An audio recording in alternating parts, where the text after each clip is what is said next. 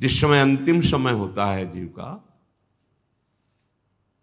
या जिस समय गर्भ में होता है, दोनों स्थितियों में, गर्भ में उसे बहुत जन्मों की याद आती है, तो वो व्याकुल हो जाता है। ऐसे ऐसे कर्म उनके परिणाम से इस गर्भ में, एक बार प्रभु, एक बार मुझे निकाल दो, मैं जाकर के मानव देह में ऐसे सत्कर्म करूंगा, ऐसा भजन करूंगा कि दोबारा मां के गर्भ में ना आना पड़े। जब अंतिम समय होता है तो जितने इस जन्म में दुष्कर्म या सत्कर्म के सब सामने घेर लेते हैं, बहुत जन्मों के कर्म संस्कार छा जाते हैं, और जो उसको योनि मिलनी होती है वही चित्त अटक जाता है। आगे बहुत सावधान, बहुत सावधान। कह रहे हरिराम व्यास जी, 14 लोकों में घूम कर, मेरी स्मृति इस समय जागृत, 14 लोकों में घूमा हूं, हर जगह सुख भोग की लालसा में हरि का विस्मरण ही होता रहा। हरि का स्मरण कब होता है अखंड?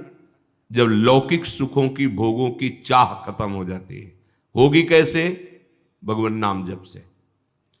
हरि का विस्मरण कब होता है? जब किसी भी भोग में महत्व करके भोग रहे होगे, उस समय हरि, और अगर हरि स्मरण है तो उसमें सुख नहीं मिल सकता, क्योंकि सत्य प्रकाश तुम्हारे साथ है।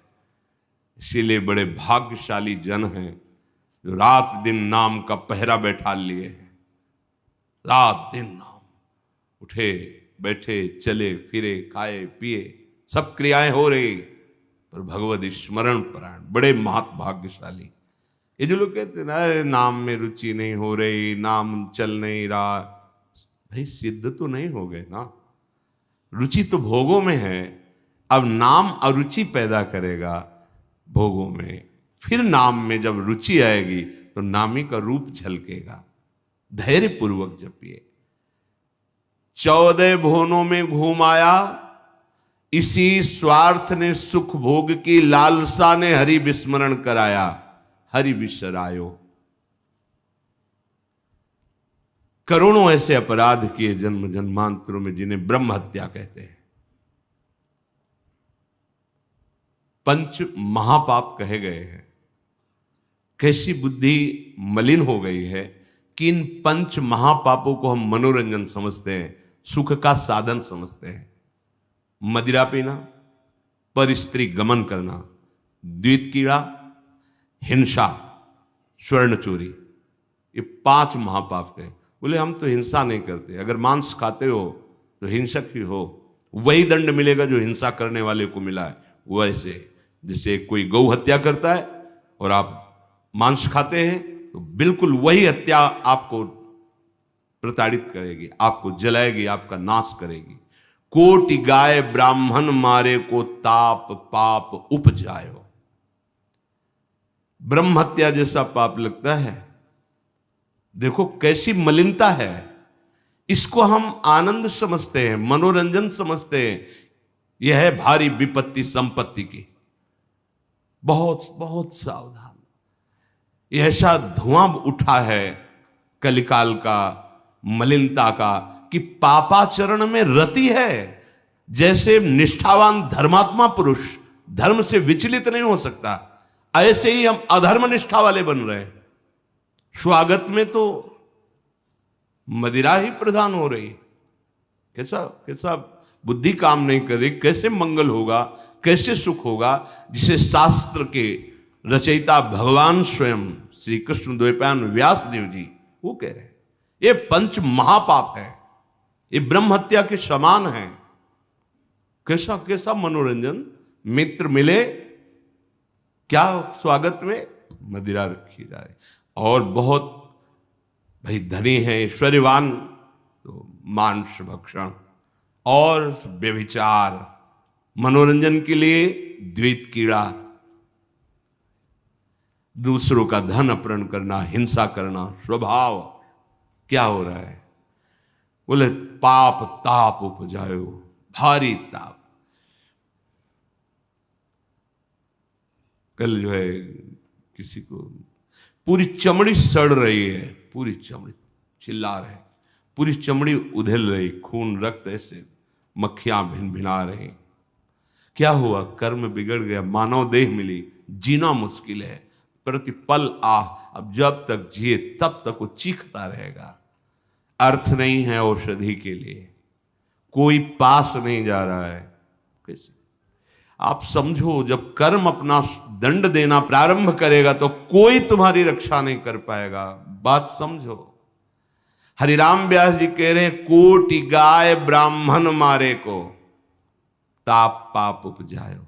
आप देश विदेश घूम रहे, आप मांस भक्षण कर रहे हैं, क्या आपको ये जानकारी है कि विधर्मियों ने तलवार की नोक पर उसको पवाने की चेष्टा करते थे तो गर्दन कटवा लेते थे जन, पर उसको कभी जवान पे नहीं रखा, ऐसे चीर दिए गए, स्वीकार कर लिया, पर उन्होंने उसको रख। आज तुम पैसे देके खाते हो, तुम जानकारी करते हो कि जो तुम देश विदेश ऐसे घूम रहे हो, गर्दन उतरवाना स्वीकार कर लिया पर चखा नहीं। आज तुम्हारी बुद्धि इतनी भ्रष्ट है कि तुम पैसा देकर उसे खाते हो और अपने को मनुष्य कहते हो, अपने को जो जो भी नाम दो कि हम ये सनातनी, हम ये धर्म में चलने वाले। आप क्या, सनातन भगवान का नाम है, भगवान का नाम सनातन है। तुम भगवान के हो तो भगवान की आज्ञा का पालन करो। तुम्हारे लिए जो बना हुआ आहार है उसे आप पाओ, धर्म पूर्वक चलो। महापाप हम हर्षित होकर करते हैं, बातें बड़ी बड़ी ज्ञान वैराग्य बड़ी उन्नति की बातें करते हैं, और हमारे आचरण कैसे होते हैं। सुधार करो भाई, सुधार कर लो। अगर आपको ये मानव देह मिला है तो संभाल कर लो, नहीं कितनी योनियों में भटकना पड़ेगा अभी पता नहीं। अज्ञान के कारण लगता है देख लेंगे, कुछ नहीं। सावधान हो जाओ। यदि आप जिस पशु का मांस खाते हैं उसी पशु की हत्या का आपको पूर्ण दंड मिलेगा। यानी कि मैं खरीद लाता हूं, मैं कोई हत्या तो नहीं करता, लेकिन आप पा रहे हैं ना, तो वही पाप आपको लगेगा। वही कर्ता प्रेरक अनुमोदन। आगे कह रहे, कभी नीच प्रवृत्ति धारण करके, नीच योनि में जन्म लेकर के नाना प्रकार की चोरी कपट छल, बस कैसे पेट भरे।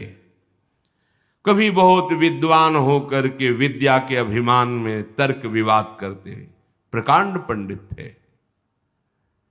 ये जहां भी जाते थे विजयश्री विद्वता से प्राप्त करते थे। तर्क जिह्वा में ऐसी प्रवीणता थी, कोई इनके सामने टिकता नहीं था। तो वहां फिर नमस्कार, पूजा, सम्मान, वाहवाही। कबहू क विद्यावाद स्वाद लगी, ब्राह्मण हुए पूजवायो।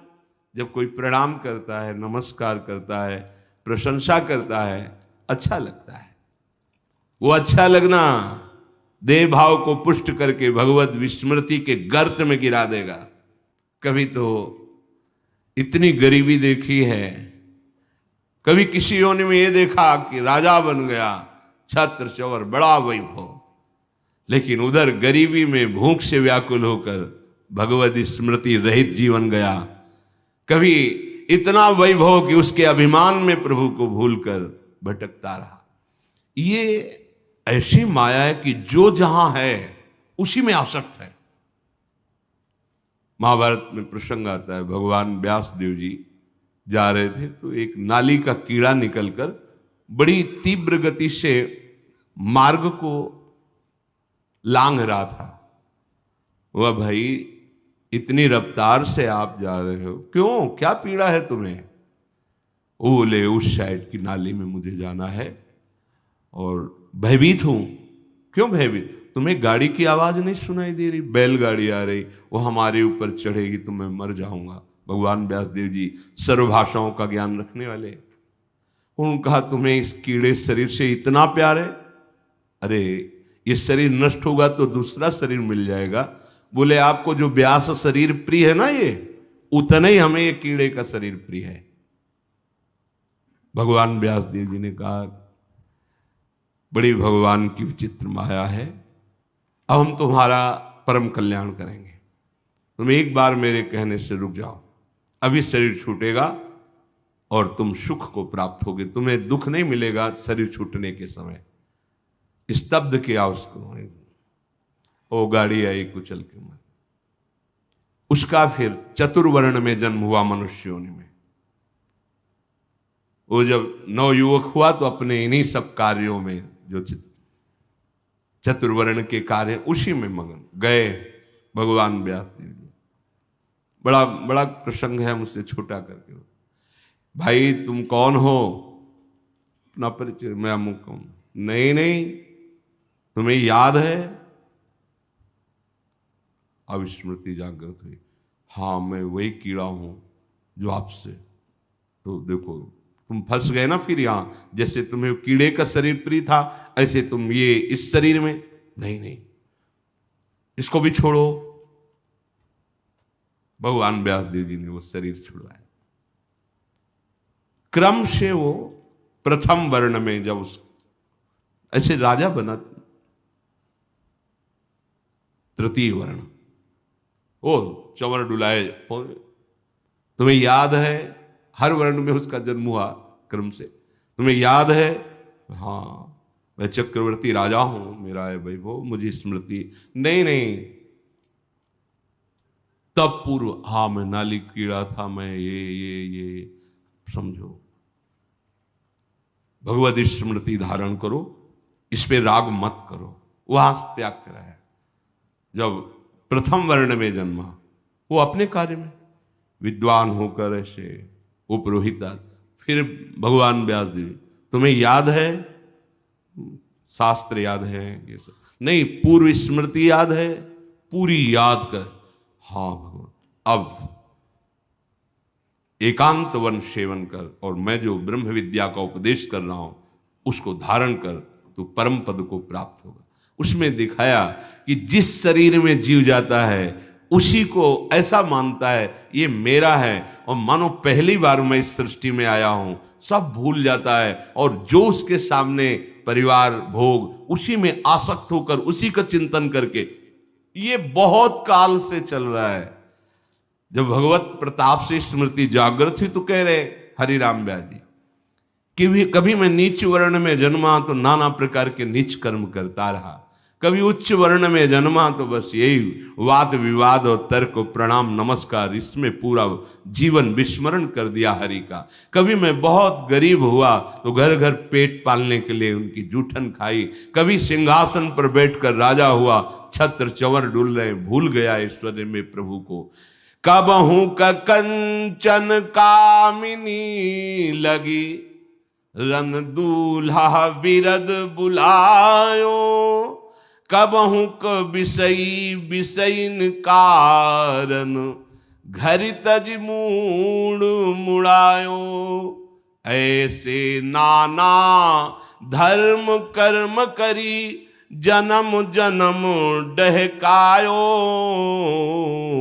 अब कै रसिक अनन्य निव्यास ही, राधा रमण दिखायो।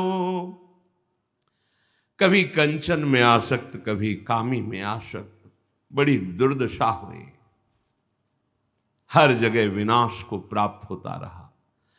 कभी विषयों का संग करके विषय भोग को ही सुख समझा, कभी बहुत अपमानित हुआ, बहुत दुखित हुआ तो एक मार्ग दिखाई दिया कि ये सारी सुख सुविधाएं संत बनने में हैं। तो नारी मुई घर संपत्ति नासी, और मूड मुड़ाए भय सन्यासी। तो बोले घर तज मूड मुड़ाए, लक्ष्य भगवत प्राप्ति नहीं है, धोखा, अपने साथ बहुत बड़ा धोखा, आडंबर नाटक नहीं, दम्भ पाखंड का मार्ग नहीं, सत्य का मार्ग है। हमसे चूक हो जाए तो सुधारना है, लेकिन हमारा लक्ष्य है सत्य मार्ग। अगर लक्ष्य सत्य मार्ग नहीं और यह है कि बढ़िया खाने को मिलेगा, कपड़ा मिलेगा, प्रणाम नमस्कार भेंट, बहुत बुरी दशा है, बहुत बुरी दशा है। आप अपने धर्म से गए, गृहस्थ धर्म का आचरण त्याग कर दिया और व्यक्त धर्म को स्वीकार नहीं किया, तो ऐसे न वैसे रहे मजरेढ़ो, पाछलियो जुभई निर्भाषण। क्या हुआ? जीवन व्यर्थ चला गया, अपराध बन गए। अगर लक्ष्य भगवत प्राप्ति नहीं और वेश धारण किया तो पापाचरण निश्चित होगा, पाखंड निश्चित होगा, दंभ निश्चित होगा और उससे दुर्गति होती, सिर्फ दुर्गति, कहीं कोई गुंजाइश नहीं है। ये वेश ऐसे नहीं धारण करना चाहिए।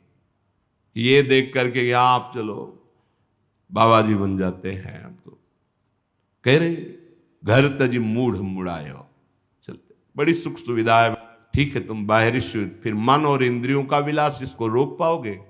इसको सत्य वस्तु के आश्रय से रोका जाता है, सत्य चिंतन से रोका जाता है।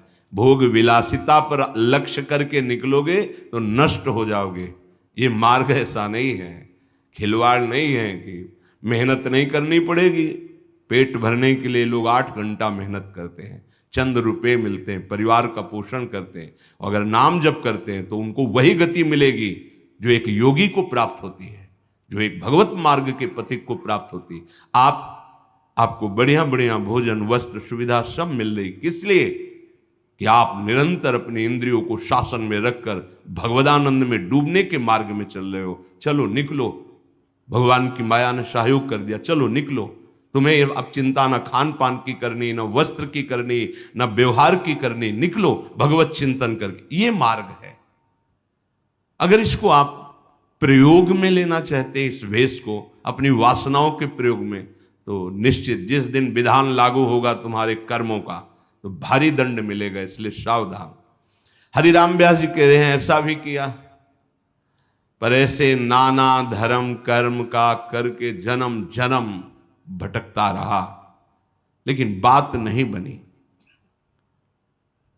ये सब ठगे गए।